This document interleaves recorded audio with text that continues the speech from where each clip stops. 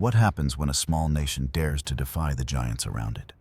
Paraguay, a landlocked heart of South America, once dreamed of becoming a fortress of self-reliance. But that dream turned into a nightmare. In the 19th century, this tiny country marched proudly into a war against three powerful neighbors: Brazil, Argentina, and Uruguay. The result was the bloodiest conflict in South American history. Entire villages burned, fathers vanished from battlefields, and children were handed rifles in place of toys.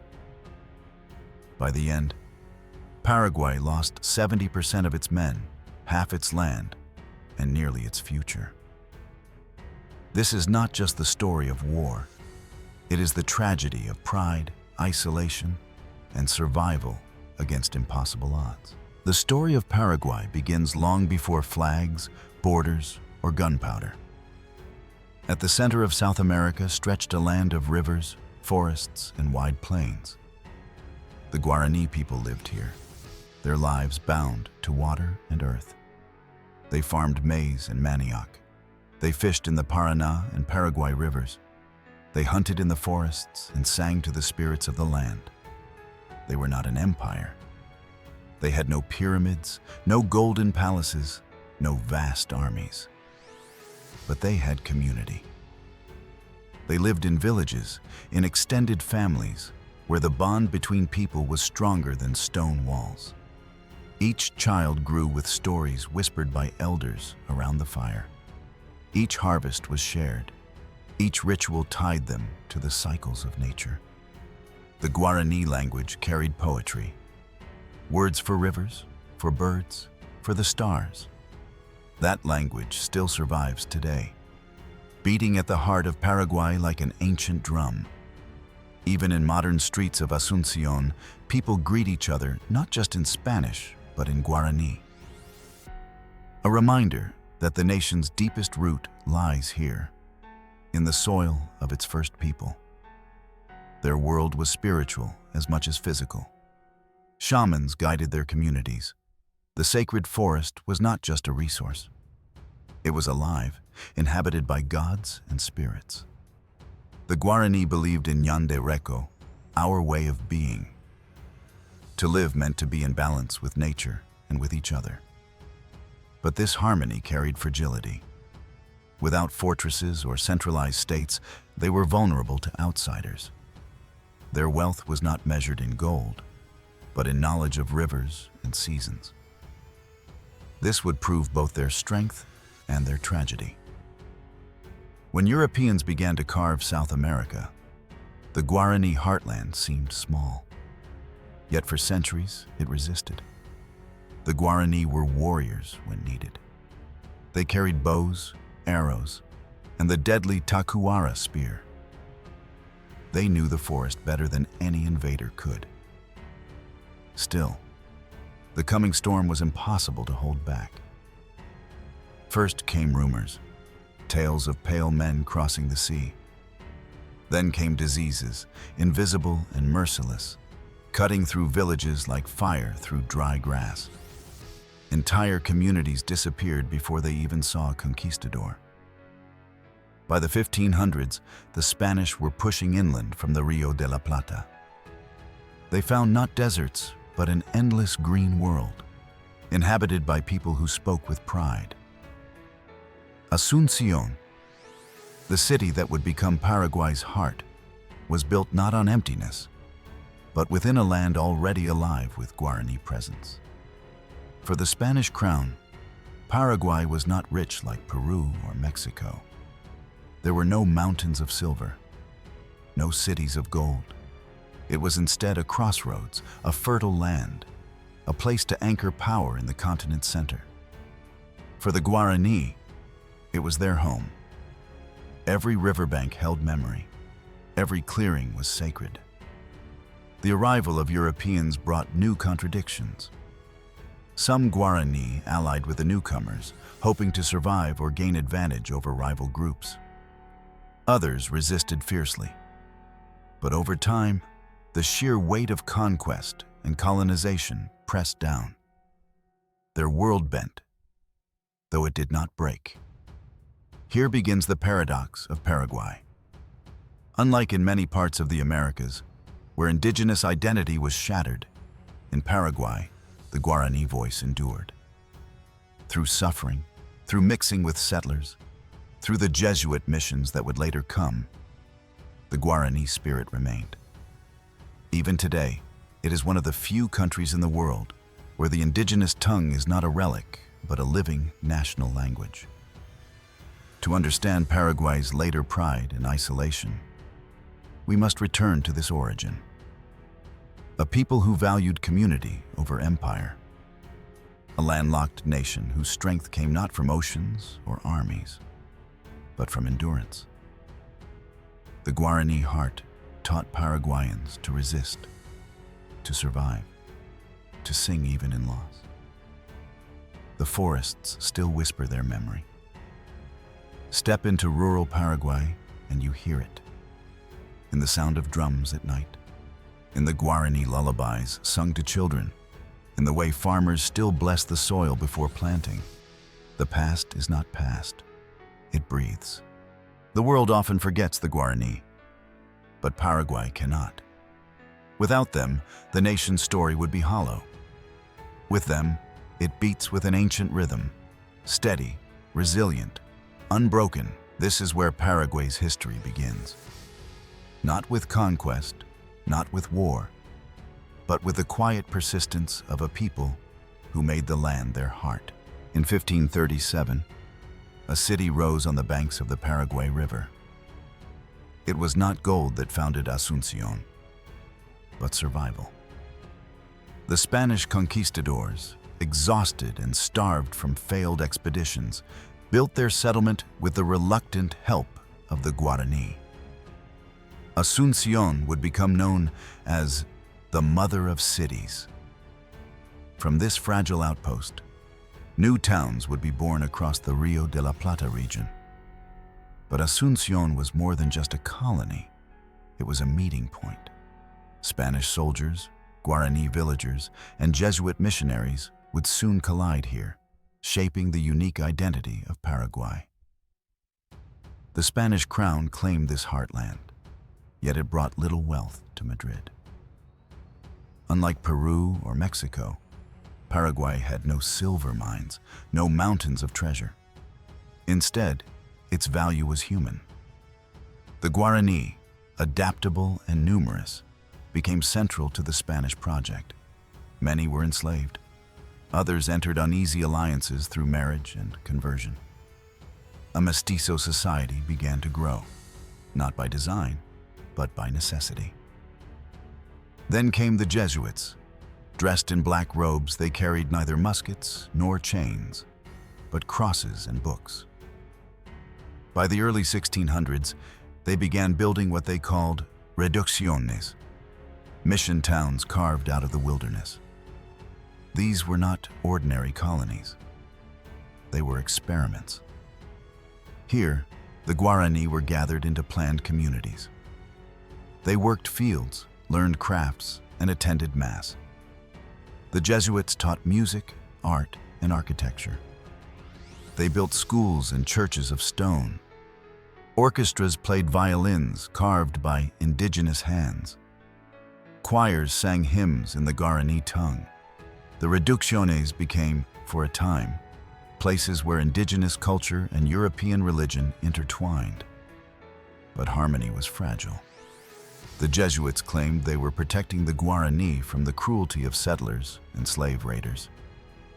In many cases, they did. Yet this protection came at a price: freedom. Life in the missions was regimented, controlled, ruled by bells and priests.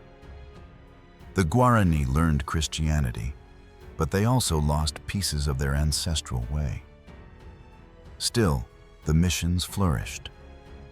By the 18th century, hundreds of thousands lived in the reducciones. They produced food, cattle, and crafts that sustained not only Paraguay, but the wider Spanish Empire. To some, these missions were utopias. To others, they were cages disguised as sanctuaries. The power of the Jesuits grew. Too much. Settlers in Asunción resented them. Colonial officials in Madrid feared them. The Jesuits were accused of building a state within a state, with their own armies of Guaraní warriors.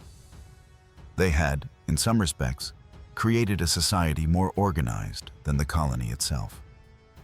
This tension could not last. In 1767, King Charles III of Spain issued a decree. The Jesuits were expelled from the Americas. Soldiers entered the missions, driving priests away. The reducciones collapsed almost overnight. For the Guaraní, it was devastation. The communities they had built, the skills they had learned, the fragile protection they had known, swept away in a single royal command. Many drifted back to scattered villages. Others fell into poverty. Some were absorbed into the growing mestizo society, carrying pieces of their culture with them. What remained was a divided land, a society fractured between criollo elites, mestizo farmers, and indigenous people pushed further to the margins. The experiment of the reducciones left a haunting question. Were they sanctuaries of dignity or prisons of obedience? Paraguay's destiny would be shaped by this fracture. A land where the indigenous presence was not erased, but where social wounds ran deep. A colony where Asunción claimed to be the mother of cities, yet remained isolated, poor, and overshadowed by its larger neighbors. And yet, something lasting endured. The Jesuits were gone, but the Guaraní language remained. The hymns they once sang were forgotten, but the words of their ancestors still lived on tongues across Paraguay. Even the ruins of the reducciones, stone churches swallowed by jungle, stand as silent witnesses. Echoes of a time when men in black robes dreamed of shaping a Christian Eden in the heart of South America. The empire had come, the priests had ruled, and then, as quickly as they had risen, they vanished. But for Paraguay, the imprint was permanent. The balance between isolation and connection, between domination and survival, was already being carved into the nation's identity. This was the world Paraguay inherited when it began to dream of independence. A land marked by conquest, faith, and fracture. A people carrying both trauma and resilience. The soil was rich, but the roots were scarred. The heart of South America had been claimed, reshaped, and abandoned. And yet, like the Guaraní before them, Paraguay would endure. In 1537, a city rose on the banks of the Paraguay River. It was not gold that founded Asunción, but survival. The Spanish conquistadors, exhausted and starved from failed expeditions, built their settlement with the reluctant help of the Guaraní. Asunción would become known as the Mother of Cities. From this fragile outpost, new towns would be born across the Rio de la Plata region. But Asunción was more than just a colony. It was a meeting point. Spanish soldiers, Guaraní villagers, and Jesuit missionaries would soon collide here, shaping the unique identity of Paraguay. The Spanish crown claimed this heartland, yet it brought little wealth to Madrid. Unlike Peru or Mexico, Paraguay had no silver mines, no mountains of treasure. Instead, its value was human. The Guaraní, adaptable and numerous, became central to the Spanish project. Many were enslaved. Others entered uneasy alliances through marriage and conversion. A mestizo society began to grow, not by design, but by necessity. Then came the Jesuits. Dressed in black robes, they carried neither muskets nor chains, but crosses and books. By the early 1600s, they began building what they called reducciones, mission towns carved out of the wilderness. These were not ordinary colonies. They were experiments. Here, the Guaraní were gathered into planned communities. They worked fields, learned crafts, and attended Mass. The Jesuits taught music, art, and architecture. They built schools and churches of stone. Orchestras played violins carved by indigenous hands. Choirs sang hymns in the Guaraní tongue. The reducciones became, for a time, places where indigenous culture and European religion intertwined. But harmony was fragile. The Jesuits claimed they were protecting the Guaraní from the cruelty of settlers and slave raiders.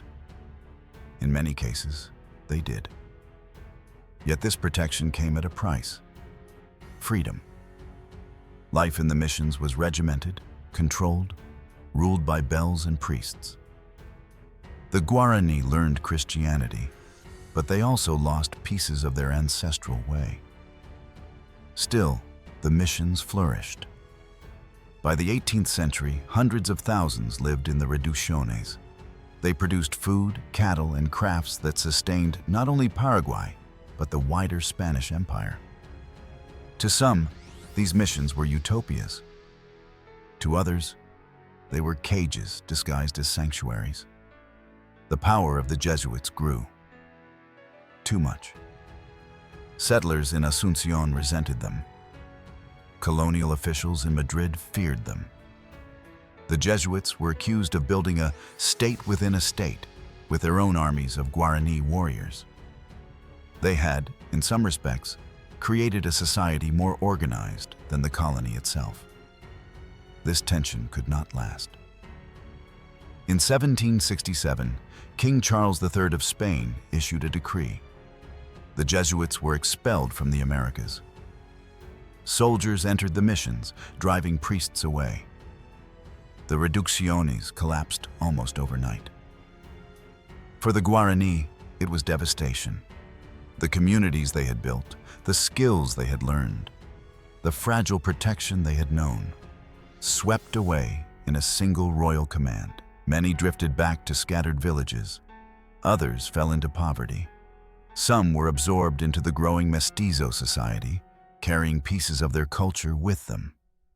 What remained was a divided land, a society fractured between criollo elites, mestizo farmers, and indigenous people pushed further to the margins. The experiment of the reducciones left a haunting question. Were they sanctuaries of dignity or prisons of obedience? Paraguay's destiny would be shaped by this fracture. A land where the indigenous presence was not erased, but where social wounds ran deep. A colony where Asunción claimed to be the mother of cities, yet remained isolated, poor, and overshadowed by its larger neighbors. And yet, something lasting endured. The Jesuits were gone, but the Guaraní language remained. The hymns they once sang were forgotten, but the words of their ancestors still lived on tongues across Paraguay. Even the ruins of the reducciones, stone churches swallowed by jungle, stand as silent witnesses. Echoes of a time when men in black robes dreamed of shaping a Christian Eden in the heart of South America.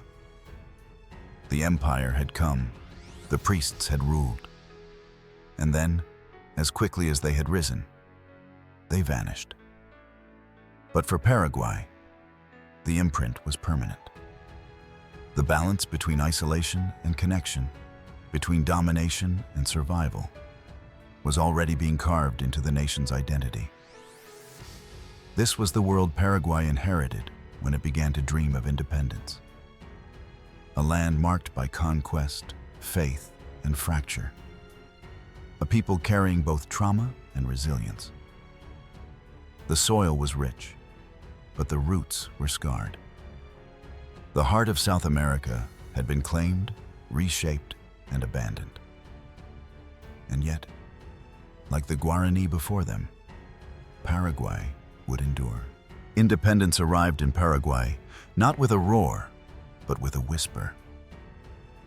In 1810, Buenos Aires lit the spark of revolution. proclaiming freedom from Spain. Across the continent, cries of liberty echoed, from Caracas to Santiago, from Mexico to Lima. Armies marched, banners rose, patriots shouted. But in Paraguay, the path was different. There were no grand declarations of Bolívar, no sweeping campaigns of San Martín. Instead, there was suspicion, fear, caution. Paraguay was poor, isolated, landlocked, and wary of its neighbors. It had long distrusted Buenos Aires, seeing the city not as a liberator, but as a rival eager to dominate. The tipping point came in May 1811. A group of Paraguayan officers, led by Fulgencio Yegros, Pedro Juan Caballero, and others, quietly staged a coup in Asunción. They forced the Spanish governor to surrender authority, not with blood, not with fire, but with a carefully planned night of pressure. By dawn, Paraguay was no longer a colony. Independence had been won, yet Paraguay stood alone. Unlike many nations of the time, it did not join the wider Rio de la Plata Confederation. It resisted entreaties from Buenos Aires. It rejected subordination to Argentina. Paraguay chose seclusion, its own road, its own destiny. At the center of this new chapter stood José Gaspar Rodríguez de Francia. A lawyer, intellectual, and austere figure, he rose from the independence movement to become Paraguay's supreme authority. To the people, he would be known simply as El Supremo. Francia was unlike other leaders of Latin American independence. Where Bolívar dreamed of federations, Francia dreamed of isolation. Where others sought trade and diplomacy, he shut the gates. He declared Paraguay a closed fortress, cut off from meddling neighbors. Why? Because Paraguay was fragile. Surrounded by Brazil and Argentina, both hungrier and stronger, Francia believed survival required walls, not bridges. He confiscated land from elites, distributed it to peasants, and sought to build a society rooted in self-sufficiency. The outside world, he argued, brought only exploitation. His Paraguay was a paradox. On one hand, it avoided the chaos of constant wars that plagued neighbors. On the other, it became a prison of its own making. Merchants were restricted, foreigners were distrusted, travel was nearly impossible, diplomats were expelled. For nearly 3 decades, Paraguay lived in near total seclusion. Francia's rule was harsh. He tolerated no dissent. Political opponents vanished. The elite, once powerful, were humbled. Churches were watched. Even whispers against El Supremo could mean prison or worse. And yet, for ordinary peasants, Francia's policies offered stability. Land reform gave many farmers their first chance at ownership. A society of smallholders, not oligarchs, began to take shape. This isolation forged a distinct national identity. Paraguayans saw themselves as neither Argentine nor Brazilian, but something separate, something self-made. They learned to endure without allies, to produce without imports, to trust no one beyond their borders. The Guaraní heritage, resilient, communal, suspicious of outsiders, echoed in Francia's Paraguay. But isolation came at a cost. Ideas, trade, technology, all slowed, all stifled. While Argentina and Brazil began to grow, Paraguay remained small, cautious, locked in its fortress. Still, El Supremo ruled with iron certainty until his death in 1840. For nearly 30 years, Paraguay had no wars, no invasions, no foreign masters.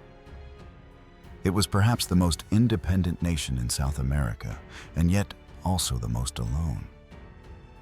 When Francia died, his country faced a question: what now?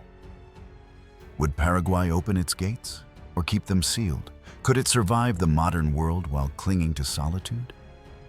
For the moment, what mattered was this: Paraguay was free. Free not only from Spain, but from Buenos Aires, from Brazil, from anyone who sought to control it. Independence in solitude, sovereignty in silence. A nation born not in the embrace of neighbors, but in defiance of them. The rest of South America surged toward nations, alliances, wars, and republics. Paraguay instead stood apart, gazing outward from its green heartland, suspicious and unyielding. Alone, but unbroken. This choice, this fierce insistence on independence at all costs, would shape everything to come, for it gave Paraguay pride, resilience, and uniqueness. But it also planted the seeds of tragedy. For when the fortress finally opened, the storm would come. After 1811, Paraguay stood free. But freedom was not a wide-open road. It was a narrow bridge, guarded by suspicion and fear. José Gaspar Rodríguez de Francia, El Supremo, chose the path of isolation. He closed the borders. He locked the gates. He declared Paraguay would survive alone, or not at all. Foreign merchants were expelled. Jesuits were long gone, and now even Spanish-born elites were pushed aside. Francia confiscated the great estates of the Criollo aristocracy, dividing the land among peasants. In doing so, he shattered the old hierarchy. The proud families of Asunción found themselves stripped of privilege, forced to kneel before the lawyer-turned-dictator. For the common farmer, it was different. They tilled their own soil. They harvested crops for their own households. The state demanded loyalty, but in return it gave a strange kind of equality. A society of smallholders emerged, each family a fortress of self-sufficiency. Paraguay became a country without oligarchs, without foreign investors, without outside trade, an island of land in the middle of a continent. This was both its strength and its curse. El Supremo banned travel abroad. He restricted letters, books, even the flow of news. The outside world moved forward, but Paraguay remained still. Roads ended at guarded posts. The Paraguay and Paraná rivers, once arteries of trade, were patrolled. Diplomats who came seeking treaties were turned away or jailed.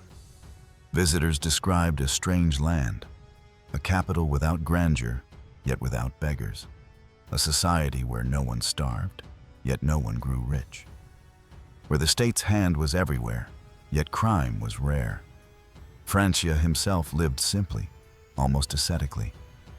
He wore plain clothes. He walked the streets with little ceremony. But his gaze was sharp, his power absolute. He tolerated no opposition. Suspected traitors were imprisoned or executed. Plots were crushed before they could bloom. The fear of El Supremo hung heavy, but so did the strange comfort of stability. For nearly 30 years, Paraguay existed like this, alone, stubborn, sealed off. While Argentina battled civil wars and Brazil expanded, Paraguay cultivated maize and tobacco, built schools, and trained a modest army. It was not prosperous, it was not advanced, but it was secure. Isolation carved identity. Paraguayans came to see themselves as separate, unique, forged by hardship and suspicion. They spoke Guaraní in their homes and Spanish in their laws. They bowed to Francia's authority but took pride in their endurance. They were poor, but they were free. From Spain, from Buenos Aires, from Brazil, from the world. Yet this fortress life could not last forever. The death of Francia in 1840 left a vacuum. Paraguay had avoided the storms of early independence, but now it faced the question it had postponed: how to exist in a world it had shut out. The gates would open, cautiously at first, but within a generation, the very isolation that had preserved Paraguay would leave it unprepared for the storms ahead. Francia's Paraguay was like a fortress in the jungle. Sturdy, silent, unyielding. But a fortress can protect, or it can imprison. And when the storm comes, even the strongest walls can crack. When José Gaspar Rodríguez de Francia died in 1840, Paraguay faced a crossroads. The fortress had kept the nation alive, but the walls were too tight. The world outside was moving forward. Railroads, industries, diplomacy, and wars. Paraguay, if it stayed sealed, would suffocate. Into this fragile moment stepped Carlos Antonio López. A lawyer, cautious yet ambitious, he inherited the isolation of El Supremo, but understood its limits. He did not throw the gates wide open, but he cracked them just enough for light to enter. Carlos Antonio López became Paraguay's first constitutional president, though the constitution was more a formality than a restraint. He ruled with strong hands, but his vision was different from Francia's. Where Francia had built a fortress, López sought to build a nation. He began with the army. He modernized it, importing European officers to train his soldiers. Paraguay, small and landlocked, would rely on discipline and preparation. Fortresses rose along rivers, arsenals stocked muskets and cannons. For the first time, Paraguay looked like a military power in the making.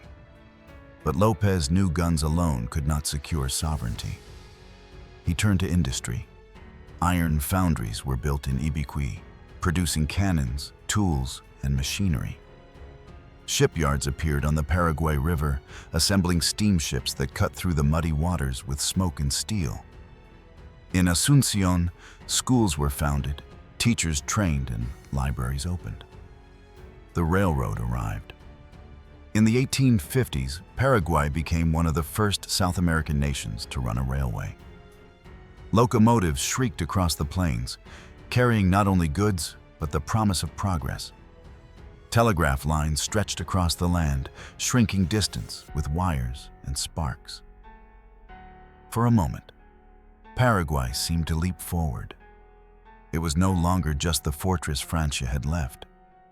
It was becoming a workshop, a laboratory, a small country daring to modernize on its own terms. But modernization carried contradictions. López relied heavily on forced labor. Peasants conscripted into construction, indigenous groups compelled to serve. The state directed nearly every project, leaving little room for private initiative. Progress came not through freedom, but through command. Still, the results impressed outsiders. Travelers from Europe described Asunción as a surprising capital, modest but orderly, dotted with new buildings, echoing with the clang of industry. Paraguay, once dismissed as a provincial backwater, was now called the most independent and self-sufficient country in South America. Carlos Antonio López also pursued diplomacy. Unlike Francia, he welcomed foreign recognition. Treaties were signed, envoys exchanged, flags raised. Yet Paraguay's independence was guarded carefully. López avoided entangling alliances. He opened the door to trade, but never to domination. His rule was not gentle. He censored opposition, silenced critics, and maintained control with the same authoritarian firmness that had defined Paraguay since independence. But unlike Francia, he wielded authority to build, rather than merely to preserve. By the time of his death in 1862, Paraguay stood transformed. It had railroads, telegraphs, factories, and a disciplined army. It was small, yes. Landlocked, yes. Surrounded by giants, yes. But it was no longer a forgotten province. It was a nation with pride, capacity, and ambition. And in that ambition lay the seed of tragedy. Carlos Antonio López had built the stage. But his son would step into the drama. Francisco Solano Lopez inherited not only the presidency, but the vision. Paraguay as a power, Paraguay as a rival to its neighbors, Paraguay as more than just survival. The father had strengthened the fortress. The son would march it into battle. Francisco Solano Lopez was not just a president's son. He was a man raised in the echo of ambition. Born in 1827, he grew up in a Paraguay already transformed by his father's hand. He saw locomotives shrieking across the plains, telegraph lines humming, cannons forged in Ibiqui. For him, progress was not theory, it was inheritance. But Lopez also inherited something darker: pride. Where Carlos Antonio Lopez had built cautiously, Francisco dreamed recklessly. He was young, restless, enamored with grandeur. At 21, he traveled to Europe, absorbing its splendor. Paris dazzled him. He admired Napoleon III, the uniforms, the ceremonies, the aura of imperial ambition. He carried back not only rifles and cannons, but a vision of Paraguay as a new power. Disciplined, proud, unafraid. Francisco Solano Lopez became president in 1862. His rule began with confidence. He inherited a strong army, a functioning state, and a society molded by decades of central control. He believed Paraguay's time had come. He expanded the military further. Conscription swelled the ranks. Cannons multiplied. The navy, though modest, was strengthened. Officers drilled with European precision. Lopez wore his uniform like armor, his chest heavy with medals, his presence theatrical, almost imperial. He saw Paraguay not as a small landlocked nation, but as a rising force, destined to shape the destiny of South America. His speeches thundered with confidence. His portraits radiated determination. To his followers, he was the embodiment of patriotism. To his critics, he was a dangerous dreamer. Yet behind the grandeur, there was insecurity. Paraguay was still small. Its neighbors, Brazil, Argentina, Uruguay, were larger, wealthier, better connected to the world. Lopez knew this. But instead of humility, he answered with defiance. He convinced himself that Paraguay's discipline, unity, and readiness could outweigh size. That pride could make giants stumble. He cultivated loyalty with an iron grip. Dissent was crushed. Newspapers that questioned his policies were silenced. Enemies were imprisoned, exiled, or executed. The Lopez regime was not democracy. It was command, dressed in patriotic language. But Lopez's vision reached beyond Paraguay's borders. He looked at the Rio de la Plata basin and saw opportunity. Uruguay was fractured by civil war. Argentina was plagued by internal divisions. Brazil was powerful, but stretched thin. To Lopez, these fractures looked like openings. If Paraguay acted boldly, perhaps it could rise above its fate as a forgotten landlocked state. His pride blinded him to danger. He saw Paraguay as the bird spreading its wings into a storm. But the storm was larger than he imagined. In 1864, events in Uruguay set the stage. Civil strife there drew in both Brazil and Argentina. Lopez intervened, believing Paraguay must not remain passive. He declared himself the defender of small nations against imperial powers. His rhetoric soared. Paraguay would protect balance, resist aggression, and stand for sovereignty. But beneath the lofty words was a gamble. By confronting Brazil and Argentina, Lopez was provoking forces far greater than his own.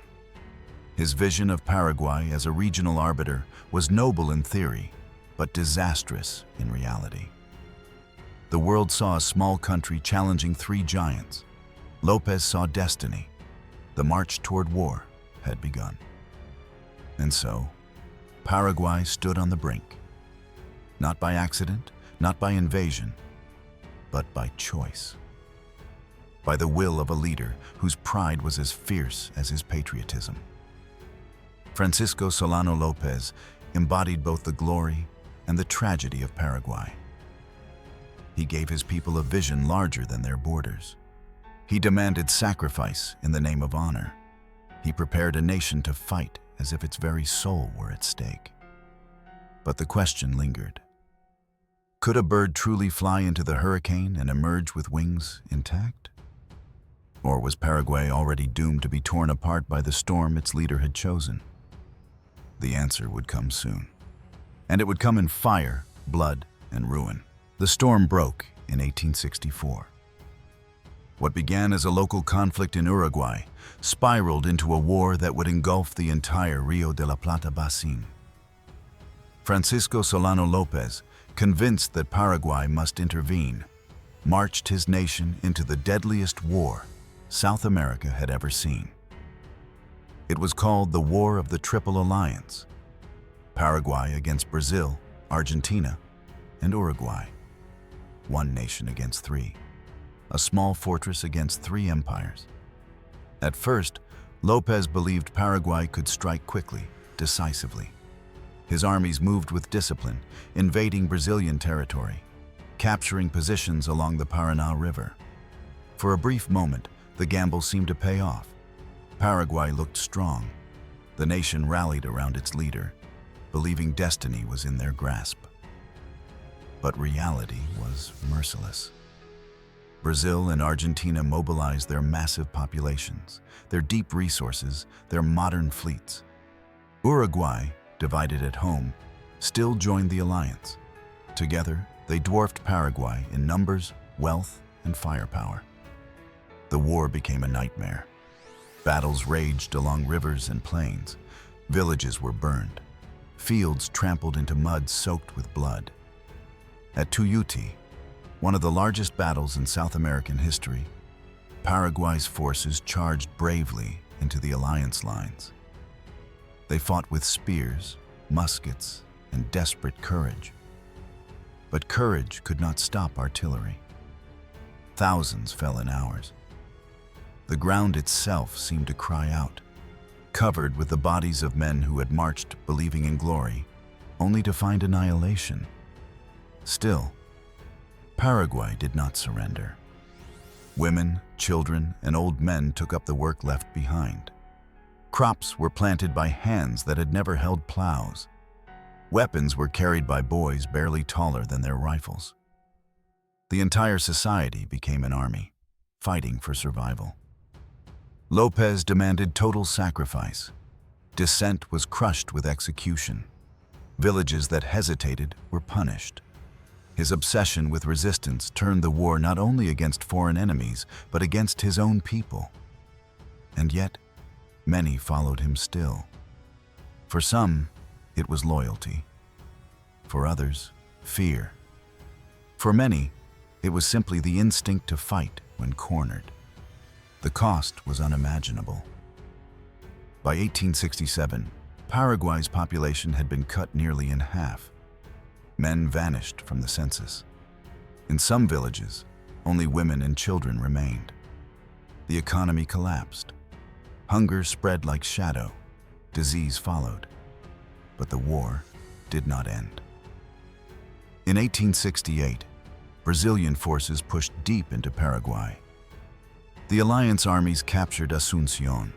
Still, Lopez fled north, refusing to accept defeat. He dragged with him the remnants of his army, starving, ragged, barefoot. Whole families followed, turned into wandering camps of despair. By now, the conflict was less a war than a slow-motion destruction of an entire nation. Foreign observers described it as genocide in all but name. Paraguay was being bled dry, not just on battlefields, but in the very fabric of its society. Children fought in uniform. Women forged weapons and carried supplies.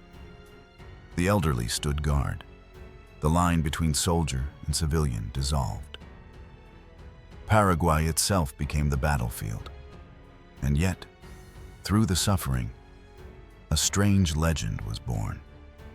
Stories spread of boys charging cannons with wooden rifles, of women shouting defiantly as they buried their dead, of Lopez himself promising he would never bow. It was tragedy, but it was also endurance. Paraguay refused to die quietly. The war dragged on until 1870. By then, the nation had been reduced to ruins, its people decimated, its land scarred, its capital occupied. The Triple Alliance had crushed Paraguay militarily, but the cost to its soul was beyond measure. The war had begun as a gamble of pride. It ended as a catastrophe of survival. 70% of Paraguay's male population was gone. From 1.2 million people, only a quarter remained. The nation's very existence seemed miraculous and meaningless. Paraguay had entered the war believing it could shape destiny. It emerged as a ghost. The question was no longer about victory or defeat. It was whether Paraguay could still exist at all. By 1869, Paraguay was no longer a country. It was a ruin that walked. Asunción lay in foreign hands. The rivers were patrolled by Brazilian gunboats. The fields were empty, the villages hollowed. Entire regions had become cemeteries without graves. Yet Francisco Solano Lopez fought on. He refused surrender. He refused exile. He refused the idea that Paraguay could die while he still breathed. He gathered what was left. Boys too young to shave, women disguised as soldiers, elderly men leaning on rifles older than themselves. Together they marched north, away from the capital, into the interior, into forests and hills, where the land itself became both shield and trap. Lopez transformed survival into ideology. He told his people that to live meant to resist, no matter how hopeless. By the end of 1869, only fragments of the army remained. Ragged uniforms, bare feet, muskets without bullets, families starving in the mud. Yet the march continued. Each step a refusal, each night a vigil, each dawn a postponement of the inevitable. The final act came at Cerro Corá. It was March 1st, 1870. The remnants of Paraguay's army camped near the Aquitaban River, exhausted, starving, broken. Brazilian troops closed in, their numbers overwhelming, their weapons gleaming. Lopez stood with his sword, his uniform in tatters, medals rusted, body weakened by years of flight. But his pride remained untouched. He commanded his son, barely a teenager, to fight. He called on his men to defend the flag. He knew it was the end. The battle was brief. Paraguay's resistance shattered under cannon and rifle. Soldiers fell one by one, their wooden rifles clattering uselessly. Mothers clutched children as the gunfire swept through the camp. The last dream of defiance dissolved into blood and dust. Lopez himself was struck. Accounts differ. Some say by lance, others by bullet. But all agree he fell by the river's edge. Surrounded, wounded, he refused to yield. Brazilian soldiers demanded his surrender. His answer became immortal. Muero con mi patria. I die with my country. And then he was gone. With his death, the war ended. Paraguay had no more armies, no more leaders, no more strength to resist. The Triple Alliance declared victory. But what they had defeated was not a nation, but a shadow of one. The cost was beyond comprehension. 70% of Paraguay's men were dead. Its population reduced from 1.2 million to barely 250,000. Women outnumbered men by 7 to 1. Children grew without fathers, mothers without husbands, fields without workers. The land was mutilated. Vast territories were ceded to Brazil and Argentina. Asunción was occupied for years. The economy lay in ashes. The nation's spirit was scarred with trauma too deep to measure. The death of Lopez became legend. To some, he was a hero, a martyr who defended sovereignty to the last breath. To others, he was a tyrant who led his people into pointless destruction. Even today, Paraguay remembers him with both pride and pain. But one truth cannot be denied. The war left a wound that reshaped the country forever. The people who survived carried that wound in silence. Entire generations lived in its shadow. Every village, every family, every child bore the absence of those who never returned. Paraguay did not disappear. But what remained after Cerro Corá was not the same nation that had entered the war. It was smaller, weaker, haunted.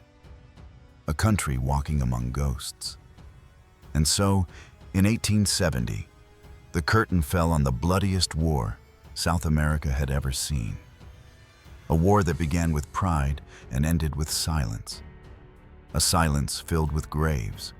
A silence filled with widows. A silence filled with a single memory, the last words of a fallen leader, echoing against the river. I die with my country. When the smoke of Cerro Corá cleared, what remained of Paraguay was not a nation of warriors. It was a nation of widows, orphans, and ruins. The Triple Alliance had crushed its armies. Its capital was occupied. Its lands were divided, carved like spoils of prey between Brazil and Argentina. The war had ended, but survival was only beginning. The statistics themselves tell the horror. Out of 1.2 million people before the war, barely a quarter survived. Nearly 70% of adult men were gone. In some villages, no male voices remained at all. The future of Paraguay rested on women and children. It was women who kept the country alive. They tilled the soil, rebuilt homes, raised children, and carried on traditions. They became farmers, heads of households, guardians of memory. Entire generations of Paraguayans grew up in a society led by mothers and grandmothers who had seen husbands, fathers, and sons vanish into the abyss of war. The economy was destroyed. Fields once planted with tobacco and maize now lay untended, overgrown with weeds or soaked with blood. Livestock was gone, carried off by invading armies. Infrastructure lay in ruins. The telegraphs cut, the railroads twisted, the factories silent. Foreign troops remained in Asunción until 1876, enforcing treaties that stripped Paraguay of land and independence. The victors demanded reparations that Paraguay could never pay. Though eventually forgiven, the debt hung like a chain over the nation's spirit, and yet, Paraguay did not die. From the ashes, people began to rebuild. Women gathered seeds, teaching their children to plant again. Orphans became apprentices, learning trades in makeshift workshops. Villages slowly reappeared, brick by brick, plank by plank. It was survival at its most basic: food, shelter, community. But trauma ran deeper than material loss. A silence spread across Paraguay, a silence heavy with memory. Families rarely spoke of the war. The suffering was too vast, too raw, too overwhelming to articulate. It lingered as unspoken grief, passed down like an inheritance. Paraguay in the late 19th century was no longer a rising regional power. It was one of the poorest countries on the continent. From military strength, it had been reduced to dependency. Brazil and Argentina hovered as dominant neighbors, shaping treaties, influencing politics, reminding Paraguay constantly of its fragility. Still, resilience emerged. The Guaraní language endured, spoken in homes, in markets, in the fields. It bound people together, reminding them of continuity when everything else had been shattered. Songs and folklore carried fragments of pride. Legends of Lopez were told, some casting him as a hero, others as a tyrant. Either way, his ghost haunted the recovery. For decades, Paraguay struggled to stabilize. Governments rose and fell. Coups erupted, rival factions clashed. The political elite fought over power while the people fought for survival. Reconstruction was slow, uneven, painful. Yet every new crop harvested, every school rebuilt, every child born was an act of defiance against extinction. The war had tried to erase Paraguay. Survival itself became resistance. By the dawn of the 20th century, Paraguay was still wounded, still impoverished, but alive. The women who had carried the nation through its darkest hour passed on their resilience to new generations. Their strength was unrecorded in official histories, yet it was the foundation of Paraguay's survival. The tragedy of the Triple Alliance War had not destroyed the country. It had remade it, smaller, poorer, traumatized, but stubbornly there. Paraguay stood again, not with the ambition of empire, not with the pride of armies, but with the quiet endurance of a people who had learned to survive the unthinkable. A scarred nation, a humbled nation, but a nation still. The 20th century opened with Paraguay still scarred. Its fields recovered slowly, its villages rebuilt in fragments, its politics unstable, pulled between factions, coups, and fragile constitutions. But a new century did not erase the old wound. Paraguay was still poor, still dependent, still overshadowed by its neighbors. Yet in its weakness, there burned a flicker of determination to prove that survival could transform into strength. That determination would be tested in the Chaco. The Chaco Boreal, a vast, dry, thorn-filled wilderness stretching westward, was considered nearly worthless for centuries. Few lived there.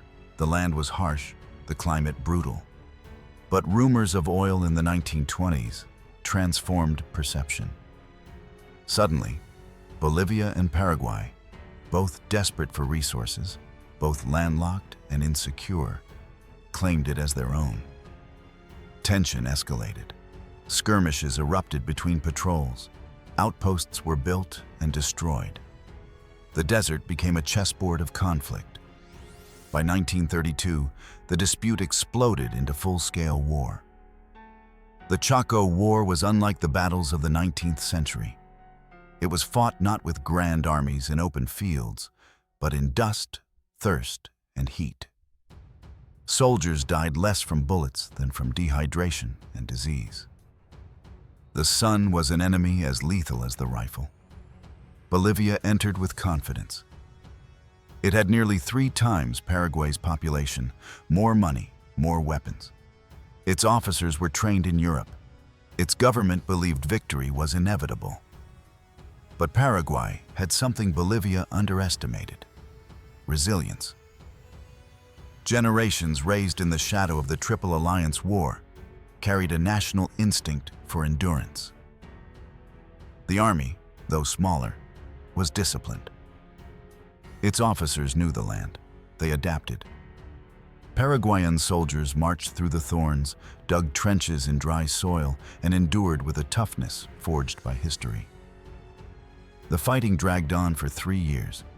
Battles were brutal, but survival often hinged on water. Wells were poisoned, streams guarded, canteens more precious than bullets. Men fought not only over territory, but over drops of life. By 1935, against all odds, Paraguay emerged victorious. It secured most of the disputed Chaco, proving once again that weakness could be transformed into stubborn triumph. But the victory was bittersweet. Tens of thousands were dead. The economy was exhausted. The nation, though proud, was drained. The scars of war bled into politics. Coups multiplied. Governments rose and fell like fleeting shadows. Stability seemed always out of reach, and into that chaos stepped a figure who would dominate Paraguay for decades: Alfredo Stroessner. In 1954, Stroessner seized power in a coup. He was a general, a soldier of order, a man who promised stability at any cost, and cost there was. Stroessner ruled for 35 years, the longest dictatorship in South America's modern history. His regime was built on fear, censorship, and repression. Political opponents were silenced, jailed, or disappeared. Torture centers operated in the shadows. The country became part of Operation Condor, the network of right-wing dictatorships that hunted and eliminated dissent across the continent. Yet Stroessner's Paraguay was not chaos. For many, daily life seemed stable. The dictator built roads, dams, and infrastructure. The Itaipu Dam, constructed with Brazil, became one of the largest hydroelectric projects in the world, a monument to controlled ambition. But beneath the surface, corruption spread like rot. Cronies enriched themselves. Smuggling and illicit trade flourished. Entire networks of privilege were tied to loyalty to the regime. Freedom was absent, but order was maintained. To outsiders, Paraguay appeared as a paradox. A land with electricity flowing from Itaipu, but villages still trapped in poverty. A capital city with military parades, but silenced voices. A nation alive, but not free. For 3 decades, Paraguay lived under Stroessner's shadow. Children grew up knowing no other leader. Opposition whispered in exile. The memory of the Chaco War lingered, but its pride was muted under the weight of dictatorship. By the 1980s, cracks began to appear. The world was changing. Other dictatorships fell. Pressure from within and from abroad mounted. In 1989, a coup led by General Andrés Rodríguez, once Stroessner's ally, overthrew him. The dictator fled into exile in Brazil. Paraguay entered democracy again. But democracy could not erase the scars of the past century. It could not erase the silence of Stroessner's prisons, nor the ghosts of the Chaco, nor the deeper wound of the Triple Alliance War that still pulsed in the national memory. The 20th century had tested Paraguay in new ways. From the desert of the Chaco to the iron grip of dictatorship, the nation endured. It survived war, thirst, silence, and fear. And as the century closed, Paraguay once again stood humbled but unbroken.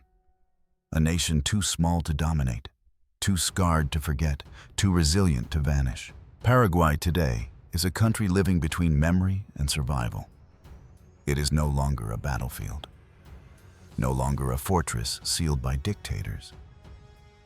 Yet the shadows of history remain close, like scars that never fade. In 1989, Stroessner's dictatorship fell. Paraguay reopened to the world, cautious and uncertain. Democracy returned, but trust did not. After decades of silence, the people had to learn again how to speak, how to question, how to hope. The 1990s brought elections, parliaments, constitutions.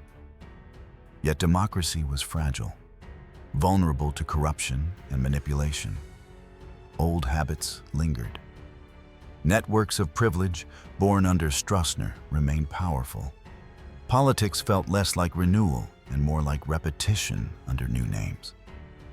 And still, Paraguay endured. Its economy, though modest, grew. Agriculture, soya, beef, cotton, became lifelines. The great rivers, Paraguay and Paraná, remained the nation's arteries. The Itaipu Dam continued to power industries, lighting homes not only in Paraguay, but in Brazil as well. Yet, inequality persisted. Wealth clustered in few hands. Rural families struggled. Indigenous communities, Descendants of the Guaraní, who had once filled these forests, remained marginalized, fighting for land, for dignity, for recognition. But the Guaraní voice was not gone.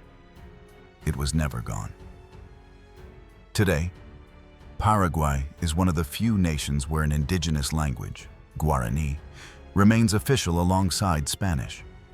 In homes, in markets, in schools, people still speak it. It is not relic, not nostalgia, but living identity. Children grow up bilingual, carrying both the weight of conquest and the persistence of their ancestors. This resilience makes Paraguay unique. A country crushed by the deadliest war in South America. A country silenced by the longest dictatorship on the continent. And yet, a country that still sings in its own tongue. The scars of history shape daily life. Walk through Asunción and you will see murals of Solano Lopez, still debated as tyrant or martyr. Visit villages and you will meet families who remember grandmothers raising entire communities after the war. Listen to the songs of the harp and guitar, and you will hear echoes of pain transformed into melody. Paraguay does not forget. It cannot forget. Its very survival is proof of memory. And yet, it is not only memory, it is also possibility. Young Paraguayans today dream beyond survival. They study, migrate, return, rebuild. They speak Guaraní with pride and Spanish with fluency, bridging past and present. They wrestle with corruption, but they also imagine a future more transparent, more just. Paraguay remains small, landlocked, surrounded by giants. Its population barely exceeds 7 million. Its cities do not dazzle with skyscrapers. Its name rarely makes global headlines. But survival itself is a kind of headline. Because Paraguay should not exist. Not after 1870, not after losing 70% of its men, not after dictatorship and exile and silence. And yet it does. A country of ghosts and survivors, of scars and songs, of women who rebuilt from nothing and children who inherited both trauma and resilience. Paraguay today is not a ghost of the past. It is a testimony, a reminder that even in the heart of devastation, nations can endure. That even in silence, voices remain. That even when history tries to erase, memory insists on writing again. The world may overlook Paraguay, but to overlook it is to miss one of the most powerful stories of survival on Earth. It is not the richest, not the strongest, not the most famous, but it is alive. And sometimes, that is the greatest victory of all.